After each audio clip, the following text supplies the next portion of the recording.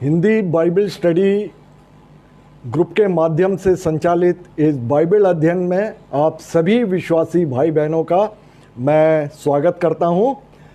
हम आप अध्ययन कर रहे हैं प्रकाशित वाक्य पर, और प्रकाशित वाक्य का 1 से लेके 20 अध्याय तक हम अध्ययन कर चुके हैं।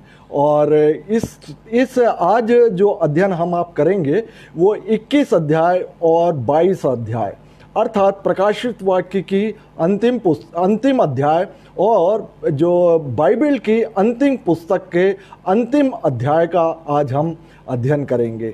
अभी तक जो हमने अध्ययन किया हुआ है उसे हम थोड़ा सा दोहरा लेते हैं कि हमने शुरुआत में जो कलीसिया काल का हमने अध्ययन किया, जो कि यीशु मसीह के प्रथम आगमन अर्थात यीशु मसीह के बैतलहम में जन्म से लेकर यीशु मसीह के द्वितीय आगमन तक का जो समय है जिसमें कि हम आप अभी रह रहे हैं, यह कलीसिया काल कहलाता। और ये जो हरे रंग में आप देख रहे हैं इसका हमने विस्तृत अध्ययन किया था। और इस कलीसिया काल के बाद में जब यीशु मसीह का द्वितीय आगमन होगा उसके भी विषय में हमने आपने अध्ययन किया था, जो कि आपके स्क्रीन में जो स्काई ब्लू कलर में है। और इसके बाद हमने प्रकाशित वाक्य पहले अध्याय में 7 कलीसियाओं के विषय में अध्ययन किया था, और उसके बाद 7 मोहरों का खोला जाना और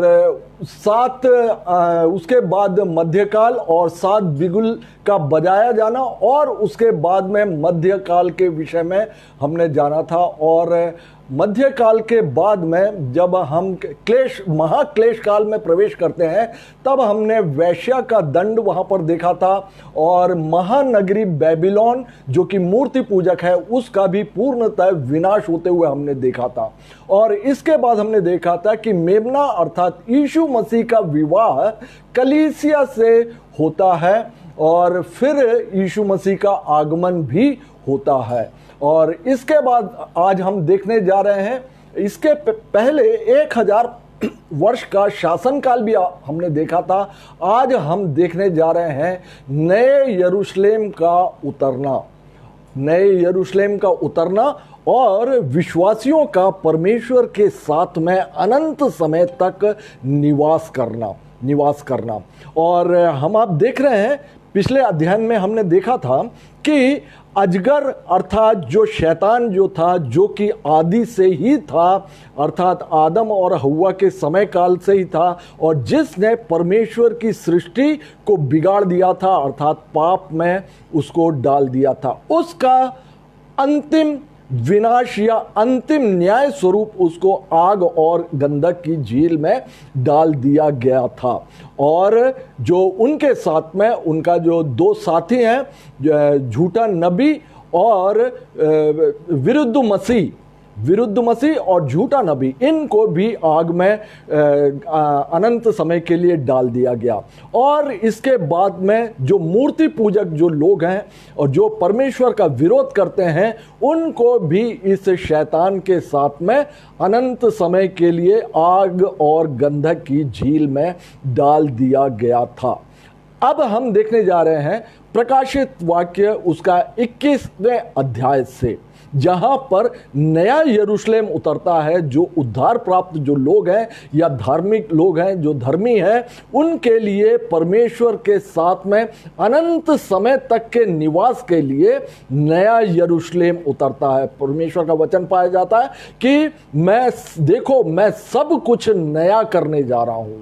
तो पुरानी बातें जो है वो बीत गई हैं।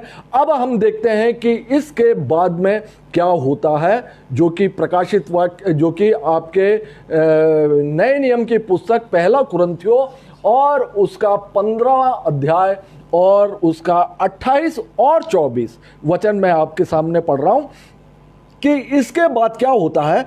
और जब सब कुछ उसके अधीन हो जाएगा, सब कुछ प्रेरित पौलुस का वचन है, उन्होंने पहले ही उनको प्रकाशन इस बात का प्राप्त हो गया था कि और जब सब कुछ उसके अधीन हो जाएगा तो पुत्र भी उसके अधीन हो जाएगा। परमेश्वर जो पिता के अधीन हो जाएगा और जिसने सब कुछ उसके अधीन कर दिया ताकि सब में परमेश्वर ही सब कुछ हो। इसके बाद अंत होगा, इसके बाद अंत होगा और उस समय वह सारी प्रधानता और सारा अधिकार और सामर्थ्य का अंत करके राज्य को परमेश्वर पिता के हाथ में सौंप देगा। तो यहाँ पर प्रेरित पौलुस को जो है वो प्रकाशन अंतिम समय के विषय में और यीशु मसीह के विषय में प्राप्त होता है कि हमने पिछले अध्ययनों में देखा था कि यीशु मसीह जो है सारा अधिकार जो है उनको प्राप्त हो जाता है और ये सारी सामर्थ्य जो है और सारा अधिकार जो है यीशु मसीह में और यीशु मसीह के लिए ही बनाया गया था। लेकिन जो पृथ्वी का अधिकार है वह शैतान के हाथ में था। शैतान ने मांग किया था और वह शैतान के ही अधिकार में था और वह अधिकार भी वह अंतिम समयों में प्रकाशित वाक्य में हमने पिछले अध्ययन में देखा था कि उसे भी जो है यीशु मसीह प्राप्त कर लेते हैं। और जब ये यीशु मसीह सारी बातों को प्राप्त कर लेते, सारा अधिकार प्राप्त कर लेते हैं, तो जो पिता परमेश्वर एक ही है और परमेश्वर ने कार्य रूप में आदि से ही जो है तीन रूपों में, तीन तत्वों में अपने आप को प्रकट किया हुआ कार्य रूप के लिए, जिसमें उन्होंने अपने पुत्र यीशु मसीह को और पवित्र आत्मा और स्वयं पिता परमेश्वर। तो अंत में हम आप देख रहे हैं कि यहां पर वचन जैसा पाया जाता है कि अंत में सारा अधिकार और सामर्थ का अंत करके राज्य को परमेश्वर के हाथ में सौंप देगा। और दूसरी बात शुरू से आप देखिएगा, जब सब कुछ उसके अधीन हो जाएगा अर्थात यीशु मसीह के अधीन हो जाएगा तो पुत्र भी उसके अधीन हो जाएगा, पुत्र भी पिता के अधीन हो जाएगा और जिसने सब कुछ उसके अधीन कर दिया ताकि सब में परमेश्वर ही सब कुछ हो। और इसके बाद लिखा हुआ है कि अंत आ जाएगा। तो हम देखते हैं कि सारी सामर्थ, सारा राज्य जो है यीशु मसीह जो है वो पिता के सामने समर्पित कर देते हैं और स्वयं भी पिता के अधीन हो जाते हैं। अर्थात यहां पर हम देखते हैं कि पिता और पुत्र जो है फिर एक हो जाते हैं, क्योंकि इन्होंने अनंत समयों के पहले मैंने आपको बताया कि कार्य रूप में संचालन के लिए पिता, पुत्र और पवित्र आत्मा के तीन तत्वों में जो है परमेश्वर ने प्रकट किया था। लेकिन अंत में आप देखेंगे जब ये सारा सृष्टि जो है समाप्त हो जाता है तब परमेश्वर जो है फिर एक हो जाते हैं। और परमेश्वर के विशेष गुणों में हमने देखा था कि परमेश्वर सृष्टि करता है। परमेश्वर एक अंदाजा आप लगा सकते हैं, जब ये सारी सृष्टि जो देखी हुई सृष्टि है, एक अनदेखी सृष्टि भी है जिसमें कि स्वर्ग है, उनका सिंहासन स्थापित है और स्वर्गदूत भी हैं, और फिर हम देखते हैं कि एक नया यरूशलेम भी आता है। क्योंकि परमेश्वर सृष्टि करता है, आप अंदाज कर सकते हैं कि ये सृष्टि समाप्त होने के बावजूद भी अनंत समयों में परमेश्वर फिर सृष्टि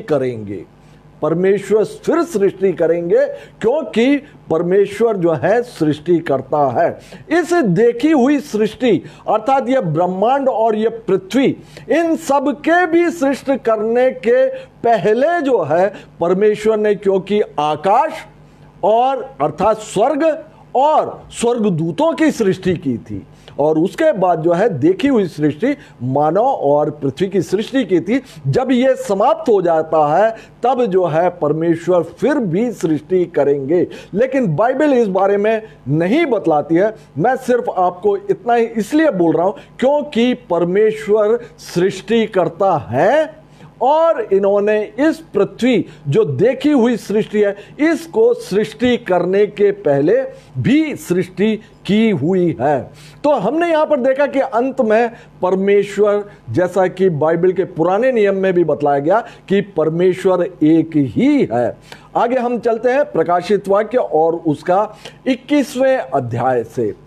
जहां पे लिखा हुआ है 21वां अध्याय और उसका पहला और दूसरा वचन, फिर मैंने नए आकाश और नई पृथ्वी को देखा। यूहन्ना बोल रहे हैं कि नया आकाश और नई पृथ्वी को देखा, क्योंकि पहला आकाश और पहली पृथ्वी जाती रही और समुद्र भी ना रहा।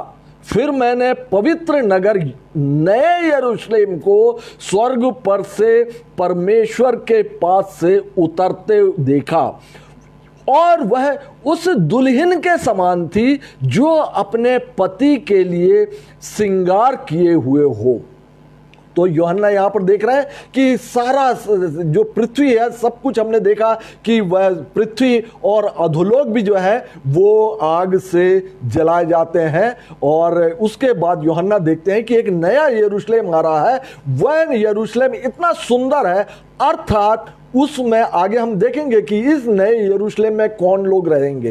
तो वो जो लोग हैं वो अति सुंदर हैं, और जैसे कि कलीसिया के विषय में बतलाया गया है कि उसमें झुर्री और दाग नहीं होना चाहिए।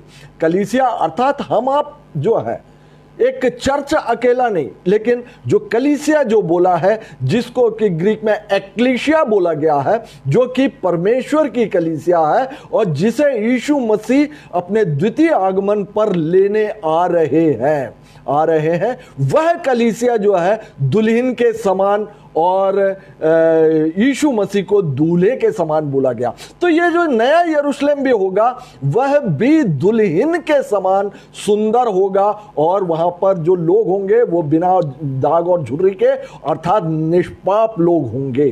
तो यहां पर यूहन्ना जो दर्शन देख रहे हैं कि फिर एक नया यरूशलेम को उन्होंने अपने पास से उतरते हुए देखा, लेकिन उन्होंने यह भी देखा कि नया आकाश और जो पुराना आकाश और जो पुरानी पृथ्वी है वो जो है वो समाप्त हो गई। और इस विषय में आप देख सकते हैं बाइबल का वचन दूसरा पतरस और तीसरा अध्याय और उसका 10 और 13वें वचन में लिखा हुआ है किस प्रकार से यह आकाश और पृथ्वी जो समाप्त होगी, उस दिन आकाश बड़ी हड़बड़ाहट के शब्द से जाता रहेगा आकाश, और तत्व बहुत ही तप्त होकर पिघल जाएंगे, बहुत ही गर्म होकर पिघल जाएगा, और पृथ्वी और उस पर के काम जल जाएंगे। पर उसकी प्रतिज्ञा के अनुसार हम एक नए आकाश और नई पृथ्वी की आस देखते हैं जिनमें धार्मिकता निवास करेगी। आप देख रहे हैं कि पतरस जो है उनको पहले से ही इस बात का प्रकाशन मिल गया कि नया यरूशलेम जो है वो उतरेगा, और उसमें कौन लोग रहेंगे, उसमें लिखा हुआ है कि धार्मिकता निवास करेगी, धार्मिकता का वास होगा वहां पर। और आगे आप देखते हैं इसी बात को पुराने नियम में भी आप देख सकते हैं, यशाया 34 अध्याय और उसका 4था वचन, आकाश के सारे गण जाते रहेंगे और आकाश कागज की नाई लपेटा जाएगा, और जैसे दाखलता या अंजीर के वृक्ष के पत्ते मुरझा कर गिरते हैं, वैसे ही उसके सारे गण धुंधले होकर जाते रहेंगे। जैसे अंजीर के वृक्ष भी लिखा हुआ, अंजीर के फल के भी जिस प्रकार से टूट कर गिरते हैं, आकाश के जो गण हैं इस प्रकार से वे नष्ट होंगे। और जैसे पतरस ने भी बताया कि जो आकाश जो है बड़ी हड़बड़ाहट की आवाज के साथ में वो जाता रहेगा। यशायाह ने बताया कि यह पत्र लपेटने के जैसे लिपटता हुआ चला जाएगा आकाश।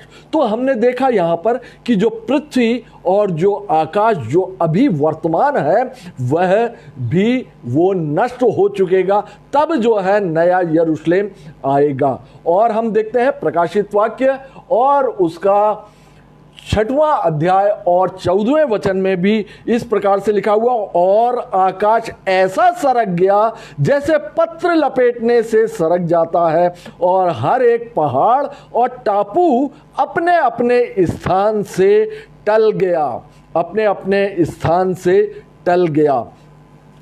इसके बाद हम देखते हैं कि नया यरूशलेम जो है तब उतरता है, नया यरूशलेम उतरता है, और क्योंकि सब कुछ नष्ट हो चुका है, अब इस नया यरूशलेम अर्थात जो आज का वर्तमान में जो यरूशलेम है, आप उसमें देखेंगे परमेश्वर ने अपना नाम वहां पर रखा था और परमेश्वर ने बोला था ये मेरा नगर कहलाएगा। पुराने नियम में पहले ही बतला दिया। और अब देखेंगे यहीं पर जो है परमेश्वर का भवन, एकमात्र भवन जो है सुलेमान राजा के द्वारा परमेश्वर ने बनाया था, और उस भवन में एकमात्र ऐसी ही जगह है जहां पर परमेश्वर ने अपना निवास जो है वो रखा हुआ था। और यहीं पर आप देखेंगे कि पुराना टैबरनेकल था वह भी इसका ही एक प्रकार का दृष्टांत था, जो कि मूसा को दिया गया था कि मैं इस पर निवास, मेरे लिए एक निवास स्थान बनाना और यहां पर मैं निवास करूंगा। और आप देखेंगे कि ये सब बातें मैंने आपको पुराने नियम से भी बतलाया। आप आमोस की उसका 3 अध्याय और उसका 7वां वचन, आमोस 3:7, वहां पर लिखा हुआ है, प्रभु परमेश्वर अपने दास भविष्यद्वक्ताओं पर अपना मर्म बिना प्रकट किए कुछ भी ना करेगा। परमेश्वर का प्रिंसिपल देखिए, सिद्धांत देखिए यहां पर कि परमेश्वर जो है अपने दास भविष्यद्वक्ताओं पर अपना मर्म प्रकट किए बिना कुछ भी ना करेगा। तो भविष्यद्वक्ताओं के द्वारा जो आने वाली बातें हैं उन सब को पहले से ही मनुष्य को बतला दिया गया। मनुष्य के लिए यह कुछ भी सरप्राइज ना रहे, अचानक अचंभित होने वाली बात ना रहे, लेकिन लोगों के लिए यदि सरप्राइज है तो इसका मतलब है कि उन्होंने परमेश्वर का ये जो वचन है, बाइबल जो है, उसका उन्होंने अध्ययन नहीं किया हुआ है। और जो अध्ययन करेगा उसके लिए ये कुछ भी बातें जब घटित होंगी तब उनके लिए सरप्राइज नहीं रहेगा। इसी प्रकार से अभी जो सेकंड कमिंग जो होने वाला है उसके भी बातों का अध्ययन हम कर चुके हैं, तो हमको आपको जो तैयारी की आवश्यकता है। तो और आप देखेंगे यशाया में, आप देखेंगे 65 अध्याय और उसका 17 से लेके 19वें वचन में, देखो मैं नया आकाश और नई पृथ्वी उत्पन्न करने पर हूं। परमेश्वर ने यशाया नबी के द्वारा इस नए यरूशलेम के विषय में बतला दिया था कि सोचिए आज से कई सैकड़ों, कुछ हजार साल, करीब 1 से 1,500 साल पहले की बात है ये, और यीशु मसीह से जो है करीब 700-800 सालों से, अर्थात आज 2000 करीब 2,500 साल पहले की बात है कि देखो मैं नया आकाश और नई पृथ्वी उत्पन्न करने पर हूं, और पहली बातें स्मरण ना रहेगी और सोच विचार में भी ना आएगी। इसीलिए जो मैं उत्पन्न करने पर हूं उसके कारण तुम हर्षित हो और सदा सर्वदा मगन रहो, क्योंकि देखो मैं यरूशलेम को मगन और उसकी प्रजा को आनंदित बनाऊंगा। मैं आप यरूशलेम के कारण मगन और अपनी प्रजा के हेतु हर्षित होऊंगा।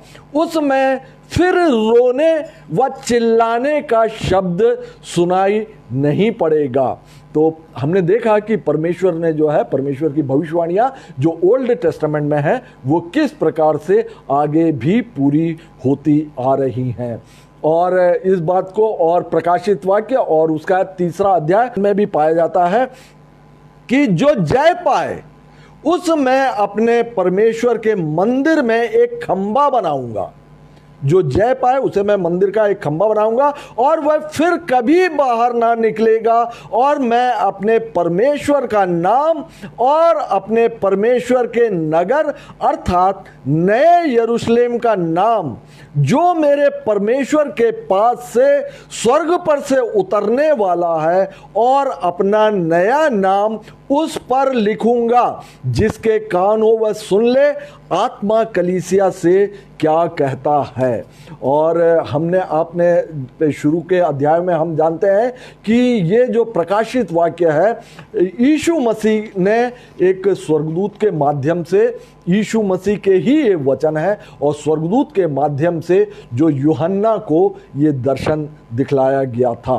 अब हम देखते हैं प्रकाशित वाक्य और उसका 21वां अध्याय, अर्थात अगला अध्याय और उसका 3 और 4 वचन।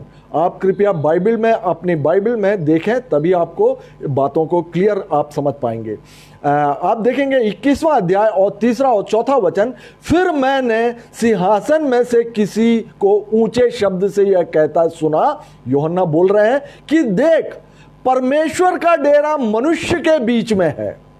परमेश्वर का डेरा मनुष्य के बीच में है, वह उनके साथ डेरा करेगा, अर्थात निवास करेगा, रहेगा मनुष्यों के बीच में, और वे उसके लोग होंगे और परमेश्वर आप उनके साथ रहेगा और उनका परमेश्वर होगा, और वह उनकी आंखों से सब आंसू पोंछ डालेगा, और इसके बाद मृत्यु ना रहेगी और ना शोक, ना विलाप, ना पीड़ा रहेगी, पहली बातें जाती रही।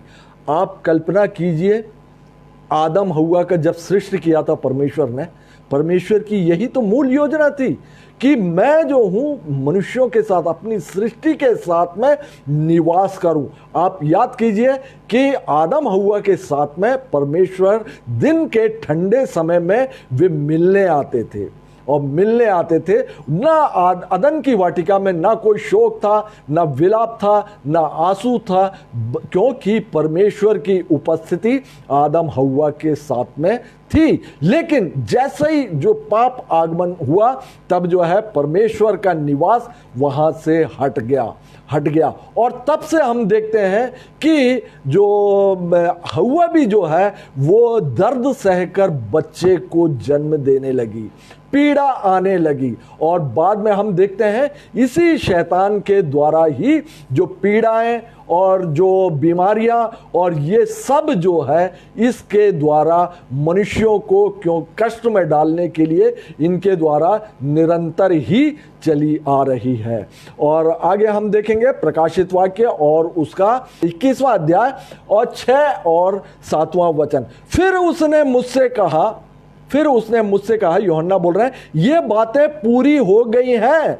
मैं अल्फा और ओमेगा, ये जो सिंहासन पर जो बैठे हुए हैं परमेश्वर, ये उनका वचन है, मैं अल्फा और ओमेगा, आदि और अंत हूं। मैं प्यासे को जीवन के जल के सोते में से सेंत मेंत पिलाऊंगा। ध्यान दीजिए, प्यासे को, जो प्यासा होगा वही, उसी को जीवन के जल के सोते में से सेंत में पिलाऊंगा। जो जय पाए वही उन वस्तुओं का वारिस होगा, और मैं उसका परमेश्वर होऊंगा और वह मेरा पुत्र होगा। आप जीवन के जल के विषय में जो है यीशु मसीह ने बोला था। तो ये सब दृष्टांतों के रूप में है। यीशु मसीह ने भी उसे, जो सामरी स्त्री थे, उससे बोला था कि यदि तू ये जीवन का जल पिएगी तो तू कभी प्यासी नहीं होगी। लेकिन उसके समझ में नहीं आया, वो सिर्फ जल को जानती है, वो बहता हुआ, जो यीशु मसीह जो है बहता हुआ झरना है, वो झरना है, अपन झरने, बहता हुआ झरना। ये सब बातें जो है दृष्टांतों में है, इनको समझने और बूझने की आवश्यकता है, जो कि परमेश्वर की प्रज्ञा अर्थात विजडम से ही इस बात को जाना और समझा जा सकता है, जो कि परमेश्वर की पवित्र आत्मा आपको प्रकट करके देती है। विजडम और नॉलेज, बुद्धि और प्रज्ञा, ये दोनों जो है अलग अलग बातें हैं। जो विजडम जो होता है, ये परमेश्वर की बातों को जानने के लिए परमेश्वर पवित्र आत्मा की सहायता से मनुष्यों को प्रदान करता है। लेकिन जो बुद्धि जो है वह, अर्थात नॉलेज जो है, वो मनुष्यों को इस पृथ्वी पर रहने के लिए बुद्धि की आवश्यकता होती है। लेकिन जो प्रज्ञा, बाइबल में जो है प्रज्ञा वर्ड नहीं पाया जाता है प्रायः, और वहां पर सब जगह बुद्धि बुद्धि लिखा हुआ है, लेकिन आप इंग्लिश में उसको और भी, जब इंग्लिश का बाइबल आप उसको साथ में मिलाकर आप पढ़ते हैं तब आपको अधिक जो है वह क्लियर होगा। और दूसरी बात हमने यहां पर देखा, जो प्यासा होगा वो उसको जीवन का, जो प्यासा होगा, आज भी जो प्यासा है ना, उसी को परमेश्वर जो है वो तृप्त करेगा, चाहे वो अपने ज्ञान में क्यों ना हो। और जो जिसको प्यासी नहीं है तो वो उसके लिए कुछ भी किया नहीं जा सकता। और यहां पर आगे लिखा हुआ है कि जो जय पाए वही उन वस्तुओं का वारिस होगा और मैं उसका परमेश्वर होगा और वह मेरा पुत्र होगा। जो जय पाएगा वही पुत्र होगा और वही संतान होगा और वही जो है परमेश्वर के नए यरूशलेम में प्रवेश करेगा और उसी के साथ परमेश्वर का निवास होगा। जो जय पाएगा, हमने 7 कलीसियाओं के विषय में जो शुरुआत के अध्ययन में 1 से लेकर तीसरे अध्याय के अध्ययन में हमने इन बातों को देखा था। वहां 7 प्रकार के जय के विषय में बताया गया कि जो जय पाएगा उसे मैं जीवन के पेड़ का फल खाने को दूंगा, पहला बात बोला था। और बोला था कि जीवन का मुकुट दूंगा, दूसरी बात। तीसरा, गुप्त मन्ना मैं खाने को दूंगा और उसको एक श्वेत पत्थर दूंगा, एक सफेद पत्थर दूंगा। चौथी बात, मैं उस पर जाति जाति पर उसको अधिकार दूंगा और श्वेत वस्त्र पहनाऊंगा और जीवन की पुस्तक में से उसका नाम कभी ना काटूंगा और मंदिर का खंबा बनाऊंगा और नए यरूशलेम का नाम लिखूंगा।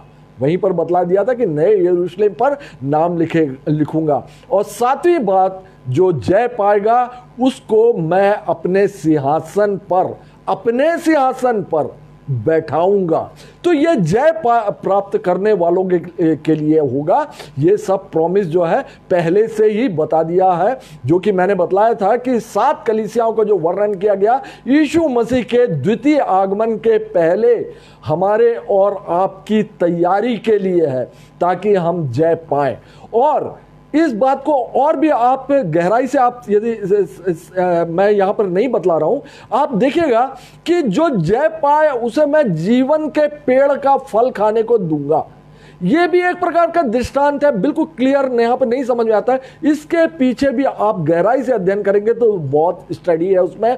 दूसरी बात, जीवन का मुकुट दूंगा, जीवन का मुकुट दूंगा, इस बात का भी नहीं समझ। तो ये 7 बातें जो है हमारे आपके समझ से बाहर है। अभी हम जस्ट उसको रीड कर लेते हैं, जैसे मैंने आपको रीड करके अभी बतलाया, लेकिन इन बातों को और भी गहराई से आप समझना चाहते हैं तो इसका अलग से आपको स्टडी करना होगा, और जो कि यहाँ पर अभी संभव नहीं है, क्योंकि हमको और भी अध्याय के बारे में हमें देखना है। और इस बात को और आप देखेंगे जो कि निर्गमन में जो परमेश्वर अपना साथ में जो रहेंगे, जो यहाँ पे बतलाया गया है कि मैं उसका परमेश्वर होऊंगा और वह मेरा पुत्र कहलाएगा और मैं उनके साथ में निवास करूंगा।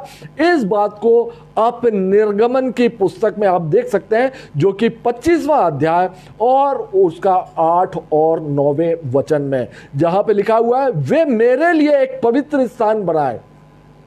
मूसा को यह आज्ञा दी थी इजराइलियों के निमित्त, वे मेरे लिए एक पवित्र स्थान बनाए कि मैं उनके बीच निवास करूं। जो कुछ मैं तुझे दिखाता हूं, अर्थात निवास स्थान और उसके सब सामान का नमूना, उसी के अनुसार तुम लोग उसे बनाना। परमेश्वर ने अपनी चुनी हुई प्रजा, जब होरेत पर्वत पर या सिनाई पर्वत पर जब वाचा बंध गई, तब जो है परमेश्वर ने अपना निवास जो है उनके मध्य में, अपनी चुनी हुई प्रजा के मध्य में वो रहना चाहा उन्होंने। इसके लिए मूसा से बोला कि एक टैबरनेकल बनाओ, और उस टैबरनेकल का भी 3 पोर्शन बतलाया गया, मोस्ट होली प्लेस और कोर्टयार्ड, जो कि परम पवित्र स्थान और आंगन। परम पवित्र स्थान में अर्थात मोस्ट होली प्लेस में जो वाचा का संदूक था, उसमें जो 2 करूब होते थे थे, उन करूबों के बीच में एक सोने का ढकना होता था। उस ढकने में परमेश्वर की उपस्थिति टैबरनेकल में पाई जाती थी और मूसा जो है वह बात करता था और परमेश्वर हर एक बातों को सलाह भी वहां पर देते रहे हैं। तो हमने देखा कि पुराने नियम से ही परमेश्वर की यह इच्छा थी, क्योंकि परमेश्वर की मूल योजना में जो हम आदम हव्वा के समय काल से देख रहे हैं कि परमेश्वर अपनी सृष्टि के साथ अर्थात मनुष्य के साथ वो निवास करना चाहता है। और इस बात को और भी आप लय व्यवस्था में भी आप देख सकते हैं। लय व्यवस्था उसका 26वां अध्याय और उसका 11वें वचन में आप देखिएगा कि मैं तुम्हारे बीच अपना निवास स्थान बनाए रखूंगा और मेरा जी तुमसे घृणा नहीं करेगा। तुमने जितना भी पाप किया है और इस बलिदान के द्वारा जो टैबरनेकल में हुआ करता था, उस बलिदान के द्वारा पाप क्षमा होंगे और मैं अपना निवास स्थान तुम्हारे बीच में बनाए रखूंगा। जब और बाद में हम देखते हैं कि यही जब दाऊद ने बोला था, राजा दाऊद ने बोला था कि मैं तुम्हारे लिए एक भवन बनाना चाहता हूं, तब परमेश्वर ने बोला था कि तुमने जो है बहुत लहू बहाया, तुम नहीं लेकिन तुम्हारा पुत्र जो सुलेमान होगा वह मेरे लिए एक निवास स्थान या मेरे लिए एक भवन बनाएगा। और सुलेमान ने जो भव्य मंदिर बनाया, परमेश्वर की उपस्थिति उस मंदिर में हुआ करती थी। वहां पर जो है वो धुएं के रूप में या बादल के रूप में परमेश्वर की उपस्थिति उस मंदिर में छाई रहती थी। लेकिन सन 70 में आज से जो 2000 साल पहले यीशु मसीह के स्वर्गारोहण के 70 साल के बाद में सन 70 में वो भवन जो है वो तोड़ दिया गया। तब जो है हम आप जो है परमेश्वर के मंदिर होते हैं। जैसा कि प्रेरित पौलुस ने भी बतलाया, क्या तुम नहीं जानते कि तुम परमेश्वर का मंदिर हो जिसमें पवित्र आत्मा निवास करता है। तो आज की कलीसिया काल में हम आप जो है परमेश्वर के मंदिर हैं, अर्थात परमेश्वर हम में इसी मंदिर में निवास करता है। और आगे हम देखते हैं कि जब नया यरूशलेम उतरेगा तो परमेश्वर की यह जो मूल योजना है वह पूरी होती है कि परमेश्वर का डेरा मनुष्यों के बीच में होगा। और आगे हम प्रकाशित वाक्य और उसका 21वां अध्याय और उसका 9 और 10वां वचन हम देखते हैं। फिर जिन 7 स्वर्गदूतों के पास 7 पिछली विपत्तियों से भरे हुए 7 कटोरे थे, उनमें से एक मेरे पास आया। सारा विपत्ति सब कुछ खत्म हो चुका है। उन स्वर्गदूत के बारे में बात करें कि एक स्वर्गदूत मेरे पास आया और मेरे साथ बातें करके कहा, इधर आ, मैं तुझे दुल्हन अर्थात मेमने की पत्नी दिखाऊंगा। यहां देखिएगा दूसरी एक और बात हो रही है, मेमने की पत्नी, दुल्हन। और वह मुझे आत्मा में एक बड़े और ऊंचे पहाड़ पर ले गया, पवित्र नगर यरूशलेम को स्वर्ग पर से परमेश्वर के पास से उतरते हुए दिखाया। जो स्वर्गदूत है यूहन्ना को एक ऊंचे पहाड़ पर ले गया या एक ऊंचे स्थान पर ले गया और वहां से परमेश्वर का जो नया यरूशलेम जो उतरा था उसको उन्होंने दिखाया। अर्थात इसी को जो है मेमने की पत्नी बोला गया है, मेमने की पत्नी या दुल्हन बोला गया। आप देखेंगे कि यीशु मसीह की पत्नी या यीशु मसीह की दुल्हन कौन है? कलीसिया, विश्वासियों का समूह। और यही विश्वासियों का समूह जो है वह नए यरूशलेम में रहेगा, ये रहेगा। इसीलिए पूरे यरूशलेम को, जिसमें कि कलीसिया रहेगी, उद्धार प्राप्त और धर्मी व्यक्ति वहां पे रहेंगे, उसी को जो है यहां पर फिर से मेमने की पत्नी अर्थात जो यीशु मसीह की दुल्हन, इसी यरूशलेम को बोला गया, इस संपूर्ण यरूशलेम को। और आगे हम और वचनों में देखते हैं जो कि प्रकाशित वाक्य और उसका 21वां अध्याय और उसका 22 से लेके 27वां वचन, जहां लिखा हुआ है, मैंने उसमें कोई मंदिर ना देखा। उसमें उस यरूशलेम जो नया उतरा उसमें मंदिर नहीं देखा। और इसके पहले का वर्णन मैंने आपको स्लाइड में नहीं दिया, आप इसको देख सकते हैं कि जो प्रकाशित वाक्य 21वें अध्याय के 10वें वचन से लेके 20वें वचन के आसपास तक आप देखेंगे कि जो उस नए यरूशलेम का सारा वर्णन वहां पर किया गया कि उसकी शहरपना, उसकी शहरपनाह वो होती है जो कि नगर के चारों ओर जो बड़ी दीवार हुआ करती थी, जो कि शत्रुओं के आने जाने को रोकती थी। तो उसको जो है शहरपनाह बोला जाता था, जो कि नगर के चारों ओर की दीवार को। और हम यहाँ पे दिया हुआ प्रकाशित वाक्य में कि वो जो शहरपनाह जो होगा वह उसकी जो नेव होगी, जो उसका बेस होगा, वह 12 प्रेरित होंगे। यीशु मसीह के 12 प्रेरित होंगे। और आप देखेंगे कि जो इस शहरपनाह में 12 फाटक होंगे लिखा हुआ है, और वे उन पर जो है वो इज़राइल के 12 गोत्र जो है वो होंगे जो फाटक है। आप सामान्य तौर पर आप देखेंगे, अभी तक तो नहीं है शहरपनाह, क्योंकि कोई भी सिटी की कोई बाउंड्री नहीं हुआ करती है। उस समय जो है पुरातन काल में जो शहर होता था उसके चारों ओर एक दीवार हुआ करती थी, जो कि शत्रुओं से बचाव का कार्य करती थी। और उसमें एक ही फाटक मैक्सिमम हुआ करता था, जो कि सुबह से लेके सुबह 6 बजे से आप कह सकते हैं कि शाम को 7-8 बजे तक वो खुला रहता था फाटक। और नगर के बाहर और बाहर के लोग इस नगर में आना जाना करते थे उस फाटक के द्वारा, और व्यापार भी करते थे। और रात जैसा ही होता था उस फाटक को बंद कर दिया जाता था, और वहां पर जो है सेना या अधिकारी, वहां पर जो सैनिक लगा दिए जाते थे, और उस नगर के अंदर जो है ना कोई अंदर से बाहर जा सकता था और ना ही कोई बाहर से अंदर आ सकता था। उस समय जो है नगर फाटक एक ही हुआ करता था। लेकिन यहां पर आप देखेंगे कि 12 फाटक होंगे उस नए यरूशलेम में, और जो शहरपनाह होगी उसकी नींव अर्थात बेस जो होगा वो जो यीशु मसीह के 12 प्रेरित होंगे। अब आप समझ सकते हैं कि यीशु मसीह ने 11 प्रेरितों को क्यों नहीं चुना, या 13 प्रेरितों को क्यों नहीं चुना। यीशु मसीह ने 12 प्रेरितों को ही चुना है। यहां पर आप देख सकते हैं कि उस नगर का जो बेस होगा यीशु मसीह के 12 प्रेरित ही होंगे। अर्थात सब कुछ जो है परमेश्वर के पूरे प्री प्लान से जो चल रहा था और चल रहा है और आगे भी वैसा ही होगा। यीशु मसीह जब मनुष्य का पुत्र बनकर इस पृथ्वी पर आए, तब भी वो इन बातों को जानते थे, तभी उन्होंने 12 प्रेरितों को ही वहां पर चुना था। तो ये नगर का वर्णन वहां पर पाया जाता, और उसके फाटक जो है कई प्रकार के बहुमूल्य मणियों से होंगे। ये सब बातें वहां पर कहा गया। मुख्य बात मैंने आपको बतला दिया है। और अब हम देखते हैं कि प्रकाशित वाक्य और उसका 21वां अध्याय और उसका 22 से लेके 27वां वचन। मैंने उसमें कोई मंदिर ना देखा,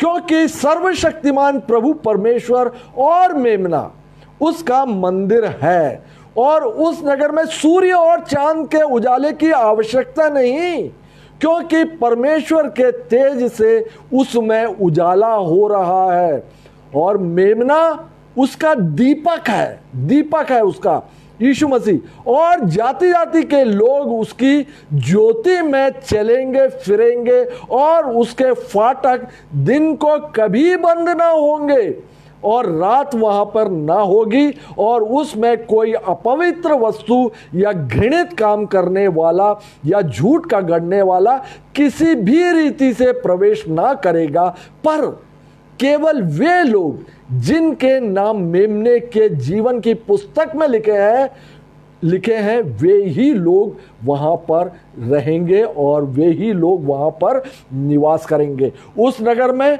सूर्य नहीं है, चंद्रमा नहीं है। क्योंकि परमेश्वर का जो तेज है, परमेश्वर का तेज जो ग्लोरी है वह, और इस ग्लोरी के विषय में आप पुराने नियम में कई जगह आप पाएंगे। आप देखेंगे कि जब परमेश्वर की ज्योति या ग्लोरी जब वहां पे प्रकट होती है, जो मूसा के समय काल में, तब जो है इजरायली हड़बड़ा जाते थे वो, क्योंकि ग्लोरी कुछ समय के लिए, और इस ग्लोरी को आप देख सकते हैं कि मूसा ने भी जब देखा था तो सब कुछ जो है पूरा ग्लोरी से वो भर गया था, और इजरायली उसका सामना नहीं कर पा रहे थे, और मूसा को जो है वो कंबल से ढांकना पड़ा था।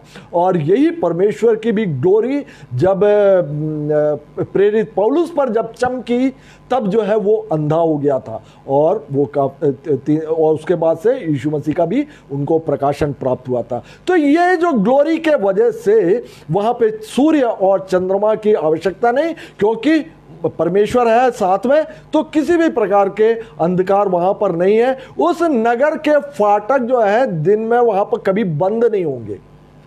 वो यरूशलेम, आप आज आप अपने चर्चेस में देख लेते हैं कि चर्च के फाटक जो है वो हफ्ते में एक दिन खुलता है, या फिर बीच बीच में सफाई के लिए खुला रहता है। क्यों? बाकी समय क्यों बंद रहता है? क्योंकि चोरी होने का डर रहता।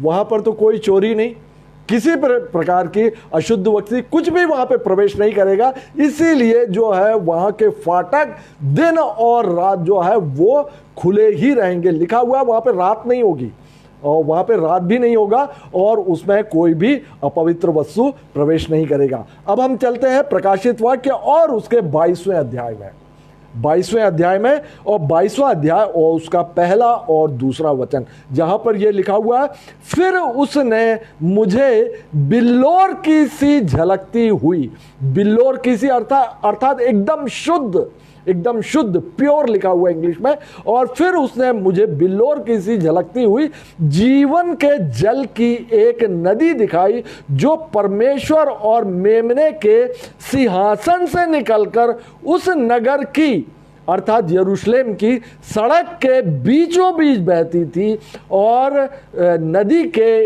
इस पार और उस पार जीवन का पेड़ था, और उसमें 12 प्रकार के फल लगते थे, और वह हर महीने फलता था, और उस पेड़ के पत्तों से जाति जाति के लोग चंगे हो जाते थे।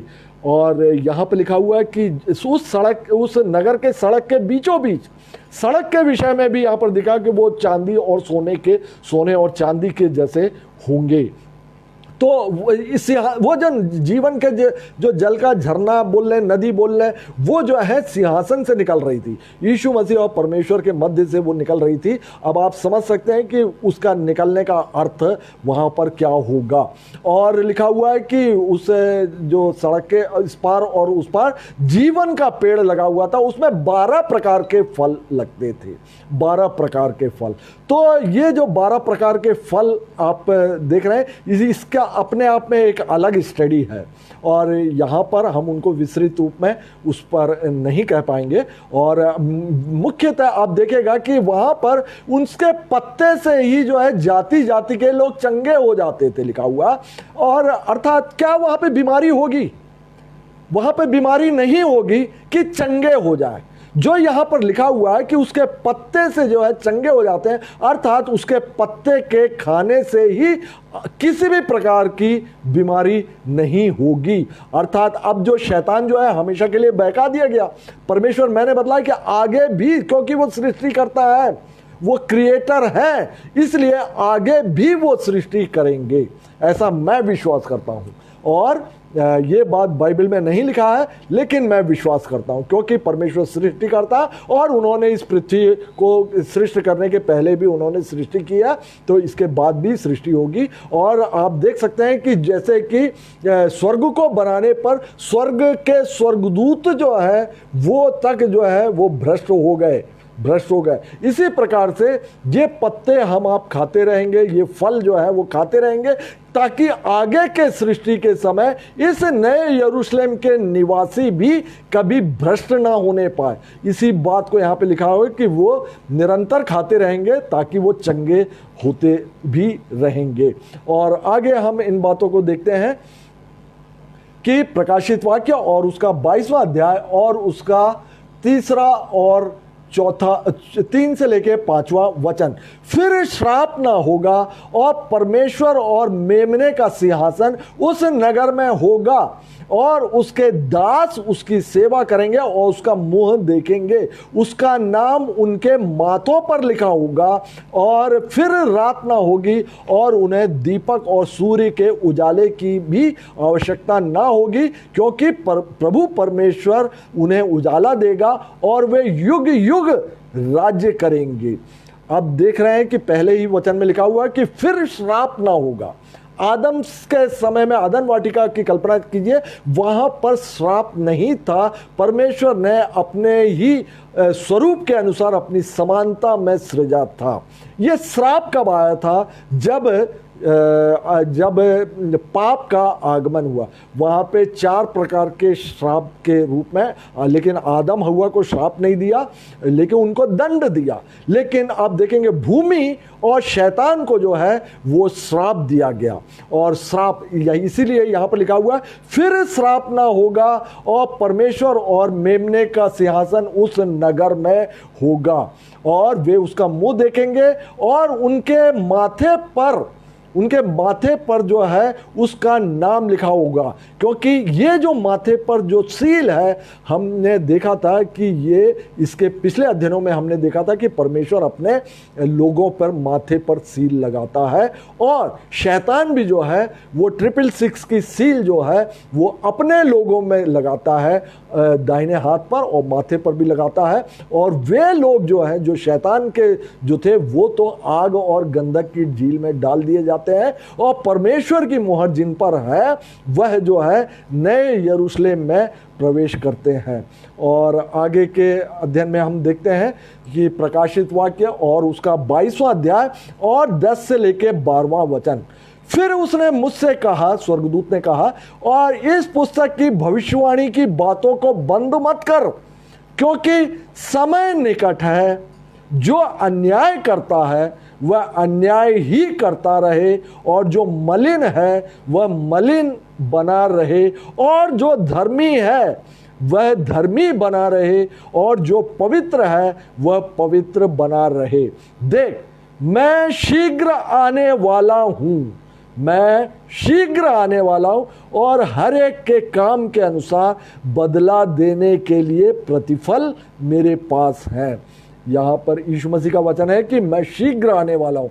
आज से 2000 साल पहले बोल दिया था कि मैं शीघ्र आने वाला हूँ। यूहन्ना 96 में लिखा था, सन 96 में ये पुस्तक लिखी गई थी, प्रकाशित वाक्य। उस समय जो है यूहन्ना ने बतला दिया था कि यीशु मसीह का वचन है कि मैं शीघ्र आने, लेकिन तब से जो है 2000 सालों से यीशु मसीह के शीघ्र आने की बाट हम जो रहे हैं, लेकिन अभी तक आगमन नहीं हुआ है। और इसका रीज़न भी जो है बाइबल में बतलाया गया है कि परमेश्वर यह चाहता है कि हर किसी को मन फिराव का अवसर प्राप्त हो और उसके देर से आने की वजह भी यही बतलाया गया है। और आगे हम देखते हैं प्रकाशित वाक्य और उसका 22वां अध्याय और 13 से लेके 16वां वचन, मैं अल्फा और ओमेगा, पहला और पिछला, आदि और अंत हूँ। धन्य वे हैं जो अपने वस्त्र धो लेते हैं, क्योंकि उन्हें जीवन के पेड़ के पास आने का अधिकार मिलेगा और वे फाटकों से होकर नगर में प्रवेश करेंगे। 12 फाटक हैं और यरूशलेम नगर में वे प्रवेश करेंगे।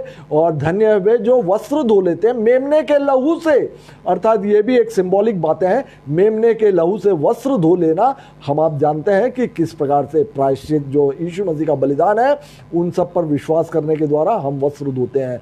और पर कुत्ते और टोने और व्याभिचारी और हत्यारे और मूर्ति पूजक, हर एक झूठ का चाहने वाला और गढ़ने वाला बाहर रहेगा। मुझे यीशु ने अपने स्वर्गदूत को इसलिए भेजा कि तुम्हारे आगे कलीसिया के विषय में इन बातों की गवाही दे। मैं दाऊद का मूल और वंश और भोर का चमकता हुआ तारा हूं। यहां पे लिखा हुआ, पर कुत्ते और टोने और व्याभिचारी और हत्यारे, मूर्ति पूजा, हर एक झूठ का चाहने वाला और गढ़ने वाला बाहर रहेगा, बाहर रहेगा। अब आप देखेंगे वहां पे यीशु मसीह का वचन भी है कि वो प्रतिफल दिया जाएगा हमको, आपको जो है कामों के आधार पर जो है वो प्रतिफल दिया जाएगा। और ऐसे बहुत से मसीह होंगे जो कि मसीह को उन्होंने ग्रहण किया हुआ, लेकिन जो आत्मा से संचालित जीवन जो कि रोमियो में पाया जाता है, रोमियो 8वें अध्याय में, और वैसा जीवन वे नहीं जीते लेकिन उन्होंने मसीह को स्वीकार किया हुआ। तो जो है जिन्होंने भी मसीह को स्वीकार किया हुआ वह जो है उद्धार होता है उनका, और वे बचाए भी जाते हैं और वे स्वर्ग में भी जाएंगे।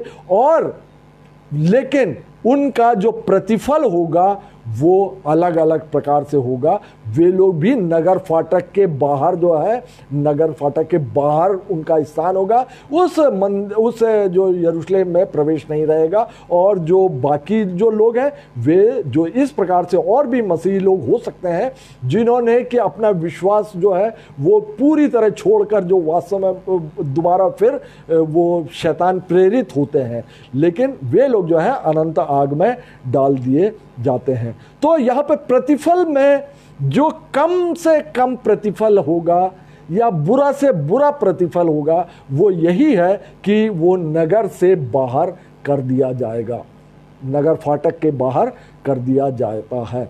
और अंतिम वचनों में हम देखते हैं प्रकाशित वाक्य 7वां अध्याय और उसका 14वें वचन में, ये कौन लोग हैं जो कि इस नए यरूशलेम में जो वास करेंगे, ये वे हैं जो उस बड़े क्लेश में से निकल कर आए हैं, जिन्होंने अपने अपने वस्त्र मेमने के लहू से धोकर श्वेत किए हैं।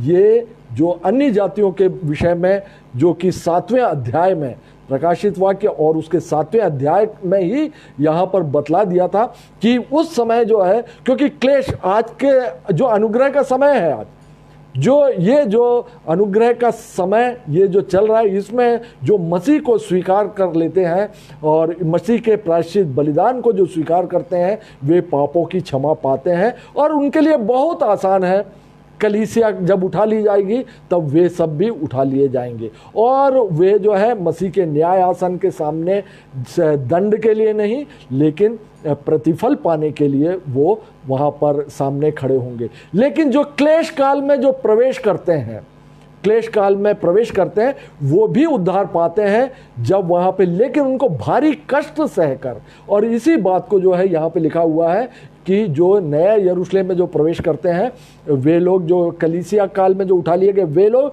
और जो वे हैं जो उस बड़े क्लेश में से निकल कर आए हैं और उन्होंने अपने अपने वस्त्र मेमने के लहू से धो लिया है। और अंतिम वचन प्रकाशित वाक्य उसका 22वां अध्याय और उसका 20वां वचन, जो इन बातों की गवाही देता है वह कहता है, अर्थात यीशु मसीह इन पूरे प्रकाशित वाक्य की बातों का वो गवाही देते हुए कहते हैं, हाँ मैं शीघ्र आने वाला हूं, आमीन, हे प्रभु यीशु आ। तो इस प्रकार से जो हमारा प्रकाशित वाक्य पर अध्ययन था वो आज यहाँ पर समाप्त होता है। आगे हम एक नए विषय के साथ में हम आपसे मिलेंगे। तब तक प्रभु यीशु मसीह की शांति और आनंद आप सभी के साथ में वास करे। Praise the Lord.